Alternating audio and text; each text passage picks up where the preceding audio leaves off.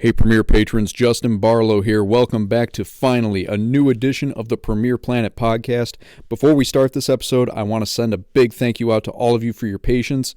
We went dormant for a few months, we took a little time off for the holidays and had every intention of kicking right back off after the new year, but then, as it so often does, life threw me a curveball and I ended up breaking my leg in 2 places, which required surgery, so I've been focusing on resting and healing up, but now that I'm back on my feet, both figuratively and literally, we're going to fire this podcast back up on all cylinders. We've got some great guests coming your way in the coming months, and today we're coming back super strong because joining us on this edition is a guy who, in just a couple short years, has made tremendous waves not only in Premier Pro Wrestling, but also on national television. He is a multiple-time PPW World Tag Team Champion, a PPW Challenge Pro Champion, and was a finalist on Season 11 of the hugely popular American Ninja Warrior television series, where he made it all the way to the finals in his very first appearance on the program. The one and only Semsei is with us today, and he's going to give us a little peek into his world. We're going to learn what made him want to pursue professional wrestling and what makes Ninja Warrior such a huge passion in his life. So without further ado, here's Semsei. So Sem, thank you so much for joining us on the Premier Planet podcast, taking time out of your high-demand schedule. You're a popular man these days. You're PPW multiple-time tag team champion, Challenge Pro Champion, American Ninja Warrior, so we appreciate you taking some time to talk to us today. So why don't we get right into it? And first question I want to ask that I always ask is, what made you want to pursue professional wrestling? Man, I think the same thing that makes everybody else love wrestling. It's just the storytelling. Storytelling from my era where I grew up watching it was kind of John Cena era a little bit. Because John Cena was the first wrestler that I kind of watched. And if you look at John Cena, he's a big star in itself. You know, and it's he could go out to the ring, make a crowd cheer for him or make a crowd, boo him. And it's just that storytelling, that just got me into it. Yeah, kind of that suspension of disbelief, getting lost in the fantasy. That's what always drew me to it, too. I've never really been a sports guy, but I've always loved wrestling for that aspect. Yeah, definitely, especially around the time when he was going against Batista. It was, to me, John Cena could never win against Batista because Batista was just a freak of an athlete. He was a monster. And for me to watch as a kid and for me to see a person like John Cena beat Batista, it was crazy, surreal. And it was if I could do that, if I could put myself in those shoes and just take on whoever it is, that's a dream. Yeah, and I think everybody deep down really likes those underdog stories, Yeah, of course. You had Cena and Batista, way back when you had Hogan and Andre. You know, everybody loves to see David overcome Goliath, so I get where you're coming from with that. Yeah. So you mentioned John Cena. Did you have any other favorite wrestlers or influences who you were watching growing up who inspired you to pursue this path? It's kind of different.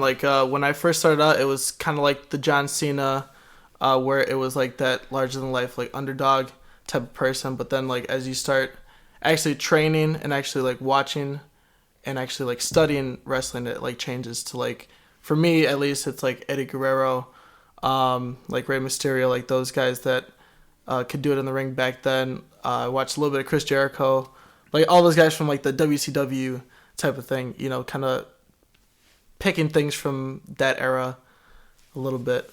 And then kind of going to more modern kind of strength, since I do kind of a hybrid, I guess, of wrestling.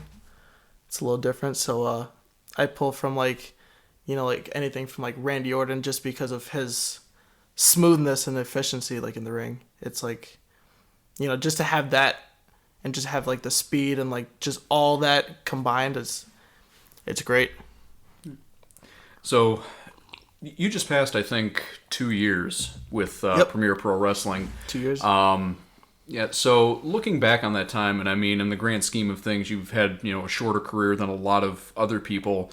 But looking back off the top of your head, do you have any can you recall any like matches you thought that you've had that were just really good? Some of your favorites that you've had in your time with Premier, favorite opponents, anything like that? With me, it's got to be, man, like the tag matches with Inestra. With him, and then maybe like I think it was PPW 200. We went against like Chase and Anakin. There was a couple times we went against them, and it was just like, the crowd was into it. We were just on our game, both teams, and we just went all out. But I think 200, like it stands in my mind. Just recently, the triple threat with Inestra and Matt. Even though me and Inestra are like buddies, it was very good. It was like just the movement kept going. It just flowed, and people were cheering for it, and it was a good time. Yeah, and you've definitely had a chance to work with some really top talent in the company. I mean, you mentioned Inestra, who's obviously PPW World Heavyweight Champion 2 times now, multiple-time tag team champion with you. Chase Gosling, former 3-time PPW champion, multiple-time tag champion in his own right, and like you, a former Challenge Pro Cup winner, as was Inestra. Mm-hmm. Anakin, who's obviously on fire at this point. I mean, such a young kid, but already has a huge following, really comfortable in the air, and also kind of that underdog type. So yeah, a lot of really good talent you've had a chance to work with in just 2 short years. So going off of that, like, what are really your favorite things about being in professional wrestling and going out there as a professional wrestler? One is the athleticism. Just like, I was wrestling in high school, so it was like that athleticism, just like being out there and going head to head with somebody. Doesn't matter what size. In wrestling in high school, it's like you got to go by weight class, but in professional wrestling, you go against whoever. So it's like, one, that part, but then also going out there and just being able to like get that crowd reaction, whether you're trying to get them to like boo you or get them to cheer you. There's no other feeling, I think, than going out there and having a crowd like trying to diss you or trying to boo you in a certain way, and you get to interact with that and actually like feel that energy in that ring. Yeah, and you get cheered, great. You get booed, great. What you don't want is that dead silence. Yeah, just dead silence is not what you want. Yeah, nobody wants that. And as an MC, I've had that before, especially like early on when I started and I wasn't really comfortable like on the microphone yet. I would try and get a crowd reaction, and they would just like give me nothing, and it's just like, oh, it's such a horrible feeling when you're trying to be an entertainer. Yeah, that's the hard part. That was definitely me at the beginning. It was hard because I was kind of like a shy kid. I thought it'd be pretty easy with the stuff that I've done, but like I was still kind of shy when I started out, and like I kind of didn't want to talk because I kind of didn't want to make myself kind of feel stupid in a way. But you just break out of that shell and you just get those crowd reactions. Yeah. Well, whether or not anybody likes him or hates him or is indifferent to him, I mean, you've had quite a mentor in Inestra, because Inestra, is obviously, as you know from your own experience, a great talker on the mic. So yeah, I know he helped you come out of your shell in a lot of ways. Yeah, he's definitely stepped up and been that kind of mentor, especially with the breaking out of my shell part. Just because I see him, not caring, or at least, not caring about what other people think about him. So it's like if, I go in there and I got him by my side, I got him backing me up, it's like I don't care about whoever thinks about me, whatever I sound like, whatever I present myself as. It's just, just us. Yeah, and Premier is definitely a place where you can come out of your shell, because, I mean, I've seen so many people who have come in and, their very first promo, it's like they're just standing there stiff and they're almost kind of like reading off an internal script. Like, even Inestra, I remember when he started, God, what was that, 4 or 5 years ago now. I mean, the first time he cut a promo, it was just like, if you were to watch that versus like one of his promos now, it's like night and day at how comfortable he's gotten how his charisma's evolved, and then like obviously that rubbed off on you. And yeah, definitely. Beginning like it's definitely like what you said, like that internal like script, because you don't want to mess up, you don't want to do like a retake, or you don't want to make yourself sound like a fool. You want it to be like perfect, but like with everybody, nobody's perfect, and you just got to keep practicing and practicing and practicing, and with that confidence, it just becomes easier over time. Like I just watched a recent promo that I did, and I think it's great, but it's not where I want it to be. You could always improve, always get better. But then I look at it from promos from way, way, way before, like when I first started, and it's like, geez, that's terrible. Yeah. Just it's cringeworthy. Yeah, but it's also a confidence booster to realize, how far you've come. I look back at some of my old post shows, and like, back when I was the Aura and the Fedora, and that's like looking back at, an old picture in high school and looking back at your haircut and just going, what the hell was I thinking with that? But yeah. But like looking at those and just like the delivery and stuff, and just like, hey, Premier Planet, we just wrapped up PPW, blah, blah, blah, and wow, what a night it was. Yeah. But now it's like, yeah, but the more practice you get, the better off you get at it. And I have people today saying like, oh, Inestra, Semsei, I don't really like their attitude, but man, those guys cut a great promo. I always laugh. And yeah, we always try to have that laugh factor to it, because if you're too serious, it's like, yeah, it's okay, but if you could like make somebody laugh, I think there's more of a memory. Like you could remember it a lot more if it's like, oh man, that made me laugh. I remember this joke that they said, and then we bring it back into another promo or something like that. It's like a cool way of like getting back in. If you're serious all the time, everybody does seriousness. You might forget about it. You might not know about that person. If it's like comedy. You remember jokes on TV, and you retell them, or make a reference to it in some point of your life. So that's kind of like what we strive to do. At least what I try to do. Yeah. But then you turn around and you're able to deliver in the ring, which is also a huge thing. Because that's really what it's about, is, as we were talking about, telling that story inside the ring. Mm-hmm. So, moving on, obviously, you've already accomplished a lot in 2 years. You're a multiple-time tag team champion, Challenge Pro Champion. You've been under the tutelage of a 2-time world heavyweight champion. But what are some of your short-term goals in the industry, whether it be with Premier or like almost a question of where do you see yourself in 5 years? 5 years. I mean, a lot could happen even in just a year, but for me is to just expand my wrestling knowledge and just to get better at it. I feel that I'm at a good point right now where I'm getting it a little bit. I'm more skilled, I believe, than a lot of wrestlers, but still not at that point where I want to be. And it's just getting that ring working, getting that promo working, just to make myself feel more confident. Definitely loving how we do it every week. But, for me, short term and even long term, it's like to get to WWE, where I'm wrestling weekly there. And, because that's where I see number one, and I just want to be the best I can be at number one. So, short term with 5 years or even just a year, I want to be there in the next couple of years. Yeah.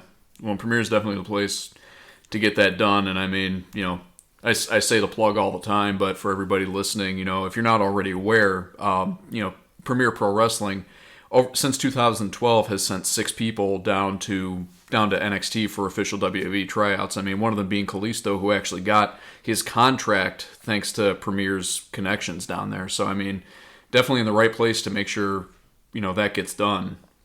And, I think that's the goal of most everybody on the roster, is they want to get to that next level. They want to get to that tryout, and they want to be able to wow those coaches and, grab that brass ring, which is a WWE contract. Exactly, yeah. So, now diverting away from pro wrestling, obviously pro wrestling isn't the only thing you've got going. What you've been known for, especially over the past year on a national scale, is Ninja Warrior. So let's dive into that a little bit. What originally got you interested in Ninja Warrior? I've always been like a fan of Ninja Warrior. You know, when it's always been on TV, my family and us, and we just been just fans, just watching it. We wouldn't watch it religiously, but we watch it from time to time. My uncle actually was on Ninja Warrior before, and like we would always hear about it. We'd always want to try to see if he was on TV, try to just look him up and just watch it. And there was a point in time in high school. It was my junior year. I was not wrestling anymore, and I needed to do something. And I knew that my uncle had been on the show. He had owned a gym, still owns a gym, but I was like, well, I'm not doing anything. I don't have a job. I might as well just go over here and just try this out. And from that first day, I fell in love with it, and that's what I've been doing ever since. Nice. So you started training in high school? Yeah. When I was 16, I walked into a ninja gym, and I've been doing it ever since. Yeah, and a lot of people don't know that there are actually ninja gyms that specialize in Ninja Warrior training. Like they have replicas of all the obstacles, so your warped walls and it's your blown salmon up. ladders and it's blown up ever since. Like there's a whole bunch of gyms. Like back then, it was just that one gym, and now it's expanded. There's I could list like a whole bunch just around this area, you know, and it's grown to big heights. Like after like around like season 7ish, season 8, it's just been growing. So it's good on that part, because then that means more training for me, more places I could go to, different obstacles, and just even just for me, it's a big thing. But for other people around the country, it's just bigger. Yeah, and I think what draws a lot of people to it is how unique it is. I remember I used to watch. It was on a channel we used to have on cable called G4, and G4. they used to play the actual the Japanese, the Sasuke Ninja Warrior. And I mean, over there they are so hardcore about it. But I remember like even my parents who are in their 60s like love that version of Ninja Warrior because it's just so entertaining, especially with the commentary. But you see like how dedicated these athletes are to what they're doing, and now that is translated over not just into American television, but there's a lot of like Russian Ninja Warrior, Australian Ninja Warrior, English Ninja Warrior. So yeah, when did you originally try out for the show? Was it this past season that you were on, season 11, or did you try out before that and kind of got told, you know, maybe next time? No, it was season 11, because a lot of people don't know, like there's an age limit that they have, and it was originally 21.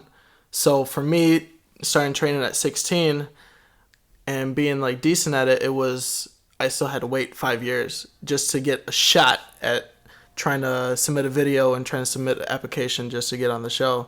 But then when I was 18, so a year before I competed, they changed the age limit to 19. So I had to wait one more year. 19, I got my shot, submitted a video, and that's how I got on. Yeah, and bear that in mind too, folks. This man was on national television competing in Ninja Warrior at 19 years old, after already having several runs as PPW Tag Team Champion. And you were Tag Champ on when you actually were on the show, and you know you went out there with the belt and represented Premier Pro Wrestling. And I even remember, you know, when you had your qualifying run in Cleveland or Cincinnati? Cincinnati. Yeah. Okay, yeah. But when you had your qualifying run, I was watching it on TV, and I was fanboying out like crazy, just like watching you run. I'm like, come on, Sam, and then like you point to the warp wall. I think you're pointing to the big one. No, don't be stupid, go to the short one. But yeah, it was really an exciting time to see you on there. And like even my mom, who's not a wrestling fan, so she doesn't really keep up with the product, even she would be like, on Monday she would be like, oh, is Sam gonna be on tonight? But yeah, I mean, it was really cool, and it's beyond impressive that in your very first run at 19 years old, you know, you made it all the way to Las Vegas for the finals. You didn't quite make it through, but I think you made it, like halfway through that round? I made it to third obstacle. It wasn't really halfway, but it was definitely fun. It was way different from the Cincinnati vibe. I really liked the way Cincinnati turned out. Liked all the people there. Vegas is a different story, though. It's a different kind of atmosphere. I mean, you're obviously in a different state and everything, but just that level of competition is just way bigger, and it's just way different, And I was calm like the whole time. Cincinnati, Vegas, whatever you want to say, like whatever place I was at, I was totally calm, not nervous at all. But it was just different beasts of obstacles and different in a different way. So it was a little different. Yeah. Well, I mean, still, I mean, it was surreal to see one of our guys actually run that and and make it through that. And on top of that, I know you did a couple of those runs in your wrestling boots. That couldn't have been easy. So. Oh yeah, the first 2 times that I competed, which was the qualifying and the finals, I wore my boots, and then when I competed in Vegas, I was like, I know I don't want to run in my boots, so I'm gonna get some kick pads and just wear some wrestling shoes under it, which I'm comfortable in. So it was like, so it gave me a little bit of advantage. I was more lighter on my feet, and I was able to get through that stage 1, which is timed, unlike the qualifying and the finals. Yeah, and that's what really tests you. I mean, I remember watching all those years ago the Japanese version, and I mean, even the most finely tuned athletes, they had their all-stars who were like would do every single run, and like even they would get to that buzzer with only seconds left. So exactly, yeah. So that's why I knew I had to kick the boots off, and also my boots were kind of wet since I fell in the city finals. Yeah, but it wasn't enough to stop you. You still made it far enough to move on, and obviously, a lot of people were really impressed. I remember watching, I can't remember their names, Matt and the Akbar. host, Matt and Akbar, yeah. Yeah, Matt and Akbar. I remember they were really into it. They're wearing the sunglasses. Akbar's got your belt. And, yeah, yeah, that's crazy. It was like, it's crazy to watch on the show, and you see them like from the get go, and you see them at the beginning. But for me, it's like I personally saw them when I got done with like one of my obstacles. It was like the 3rd or 4th one, and I was like, oh, they're wearing my sunglasses. They have my belt and everything, and that like kind of motivated me a little bit more. And I was like, I want to get by the warped wall just to like talk to them or see them or do something. So yeah, that definitely is cool, and it definitely helps. Yeah, and then obviously you had the video packages and all that. So really, I mean, the name Semsei, if anybody follows American Ninja Warrior close enough, I mean, that's a name that people know now on a national level. And so that's got to be, number one, that's got to feel really good. Number two, it's probably just got to be the most surreal feeling you've ever had. Yeah, and it's kind of weird. It's like, to me, it feels kind of not surreal, but I've gotten stopped a couple times, either at work or other places, like, hey, you were on American Ninja Warrior, or like my buddy that you see on the show too, that's on the sidelines, like he's always telling people that I'm on, and like just getting them into it. It's like, oh yeah, for real? It's like, yeah. My friend, he went all the way to national finals in Las Vegas, this and that, and it just gets super hyped up, and he's like my hype man. Yeah. Well, I remember after it happened, I recorded it on my phone, and I would just like be sitting there watching it. And like, someone would be like, "Oh, are you watching Ninja Warrior?" I was like, "Oh yeah, I know this guy. It's no big deal. He was on national television last night. No biggie." But yeah, so are you currently training for another season, or are you taking a little hiatus to focus on wrestling? What are your current Ninja Warrior plans looking like? Yeah, so current Ninja Warrior plans, I got like a little surprise with my video. I've showed a couple people. But it's kind of like a surprise, waiting for the call, if I do get the call, because it's just a waiting game at this point. I did submit.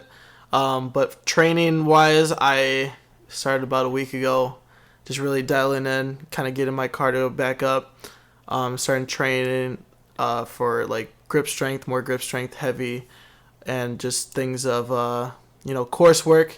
Just doing that until hopefully the calls start going around. If I do get a call, amp it up a little bit more until the show starts. But if I don't get a call, then I'll probably lean back a little bit and just take a break and focus on my wrestling.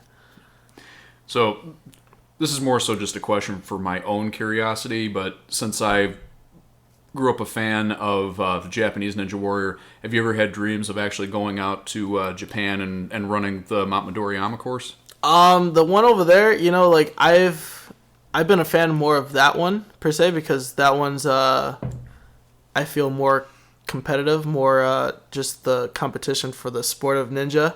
I feel like the American one is more for the sob stories, that you hear about, or like the the drama.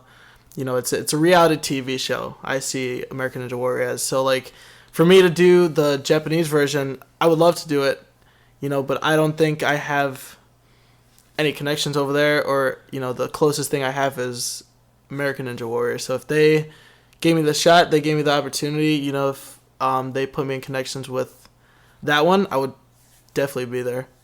Yeah, and I always thought that one would be fun to. I mean, I have no doubt in my mind I probably wouldn't even make it past the first obstacle, that sextuple step, but like just to be there and just to like have the opportunity to run that course, I mean, I think that would just be an amazing experience. And like you said, I mean, and obviously no disrespect whatsoever to the American ninjas, because they do train very hard, they are finely tuned athletes, but yeah, it's definitely hard. Yeah, the production of American Ninja Warrior is definitely, I feel like, more reality show based, whereas in Japan it's a little bit more centered on the competition. But what always amazed me about that one is just like how much respect you see like in the competitors over there. Like even though these other people are your competition, you have like these all-stars cheering each other on and trying to coach each other.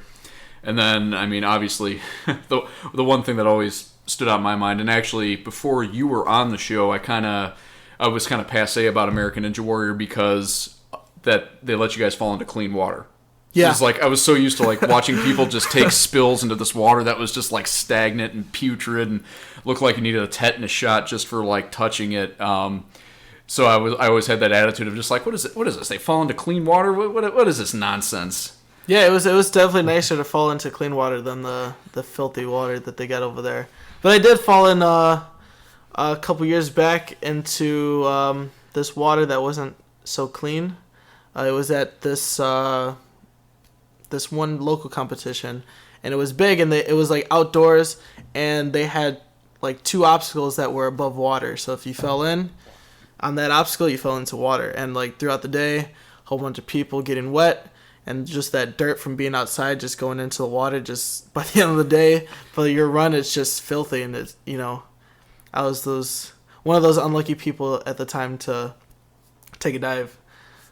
So I definitely know what the difference is when coming up in clean water and that filthy water. Yeah, but I was always kind of now I can admit I was always kind of like a Ninja Warrior snob because of that, and it was just like, oh, the Japanese, they're so much more hard than the Americans. But then when you were on, I actually watched the American version, and I mean those people deserve a hell of a lot of credit for what they put themselves through just to train. Yeah, I mean it's the same thing I think with the toughness and what you put your body through with training and stuff. It's definitely the same aspect. It's just the only thing I see wrong with the American version is the way it's portrayed on TV, the way that the people, the TV time that the people get for the reasons and the stories that they have.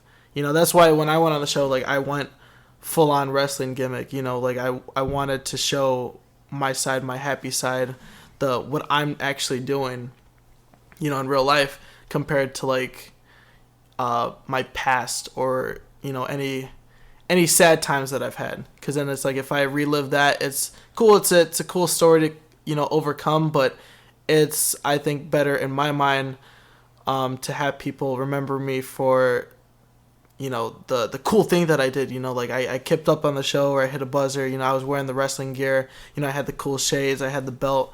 I want them to remember me for that instead of some sad story that I had. Yeah, and I think obviously a few people like Casey Catanzaro entered the world of wrestling after Ninja Warrior, but I think you're the first actual professional wrestler to go into the program as a pro wrestler. I think so. I know there's been two other people. One was he had one leg. He competed a couple seasons ago, but one was from like a long time ago. But for me, seeing those guys, it was very sad because they put kind of like a thing on wrestlers that they can't do this Ninja Warrior stuff. You know, the guy with one leg, he came out and he was like, man, I wrestle and like I could still do this stuff, but he had one leg. So it's like there's not really a true test to that wrestlers could do this. So like me coming out there, it was like I could do both of these. I could be light and I could go and do crazy things where I'm flying through the air, but then I also could go into the ring and, you know, slam some bodies. So I was very fortunate to do that and be kind of like the first one to do it, like you said.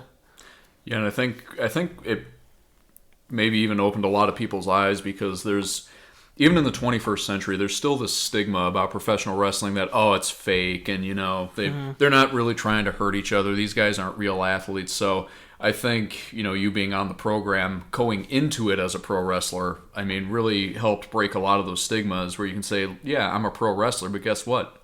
I'm an athlete. Yeah. Yeah, definitely. All right. I mean, the man puts fear in his protein shakes. He's not afraid of anything. He said it himself. Oh, man. So I think we'll go ahead and wrap it up right there. And Sam, thanks so much for being on this. I guess we can call this the relaunch of the Premier Planet podcast, because we were dormant for so long. But thanks for coming on and sharing your story. And I mean, definitely cheering you on as you pursue not only more championships in pro wrestling and your dreams of getting to WWE, but also in this Ninja Warrior venture that you've taken on. Well, thank you for your time. Thank you for having me. And I'll be back soon, hopefully. A big thank you to Semsei, and a big thank you to all you patrons out there on Premier Pro Wrestling's official Patreon page. Again, thank you so much for your patience with our hiatus on the Premier Planet podcast. We're so glad to be back. So thank you for toughing it out with us. And we want to invite you to continue to support Premier Pro Wrestling all over the web. Check us out on social media. Give us a like on Facebook. Follow us on Twitter at Premier Planet. Hit us up on Insta. Make sure you subscribe to our YouTube channel. And don't forget to check us out on our official website, PremierProWrestling.com, where you can shop from our amazing catalog of Premier Pro Wrestling t-shirts, and where you can sign up for PPW On Demand, the only place you can watch all of our studio tapings in their entirety for just $4.99 per month. And just for signing up with PPW On Demand, we're going to give you your first 2 weeks absolutely free. That's right, 2 weeks of unlimited streaming absolutely free just for signing up with PPW On Demand. So again, Premier patrons, thank you so very much for your patience. Thank you so very much for your continued support. I'm Justin Barlow, and we'll see you folks back here for the next installment of the Premier Planet podcast.